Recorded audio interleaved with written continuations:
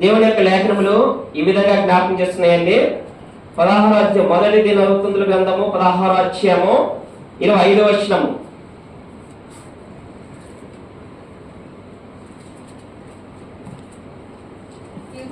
యెహోవా మహాఘనత వహించిన వాడు, ఆయన బహుగా స్తుతి నొందదగిన వాడు, సమస్త దేవతల కంటే ఆయన పూజ్యుడు. చాలండి.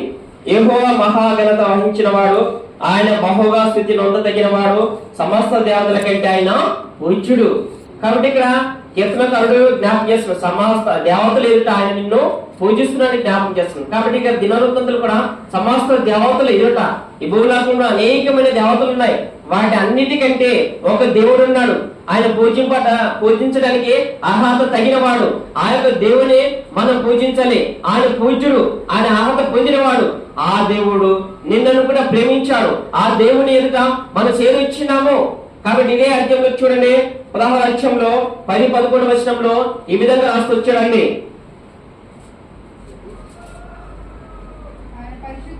ఆయన పరిశుద్ధ నామం బట్టి అతిశయించుడి, యెహోవాను వెతుకువారు హృదయమునందు సంతోషింతురుగాక. యెహోవాను ఆశ్రయించుడి, ఆయన బలమును ఆశ్రయించుడి, ఆయన సన్నిధి నిత్యము వెతకుడి. కాబట్టి నిత్యము దేవుని వెతకాలి, ఆయన సన్నిధి వెతకాలి. దేవుని ఆరాధించడానికి మనం నిత్యం వచ్చేవారిగా ఉండాలి. కాబట్టి అక్కడ వారు ప్రజలు దేవుని ఎదుట వారు దేవుని యందు వారికి ఏం దొరికిందంట? యెహోవాను వెతుకువారు హృదయమందు సంతోషింతురు కాక. దేవుని వెతకాలి, దేవుని యొక్క వాక్యం వెతకాలి, దేవుని యొక్క ప్రజలు మనం వెతకాలి. అప్పుడు మన యొక్క హృదయంలో సంతోషం దొరుకుతుంది, మన హృదయంలో సమాధానం దొరుకుతుంది.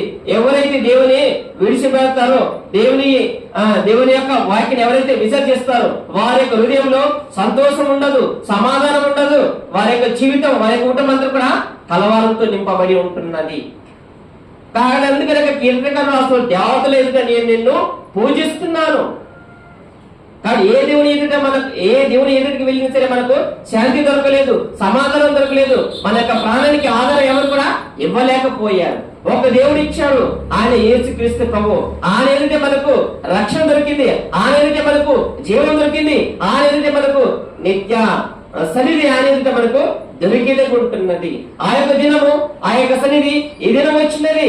ఆ దినంలో మనము దేవుడి యొక్క సన్నిధిలో ఆరాధించాలని దేవుడు కోరుకుంటున్నాడు. అందుకని 11వ వచనంలో రాస్తూ వచ్చాడు, యెహోవాను ఆశ్రయించుడి, ఆయన బలమును ఆశ్రయించుడి, ఆయన సన్నిధి నిత్యము వెతకుడి. ఆయన సన్నిధి మనం నిత్యం వెతకాలి. ఎవరైతే ఆయన ఆశ్రయిస్తారో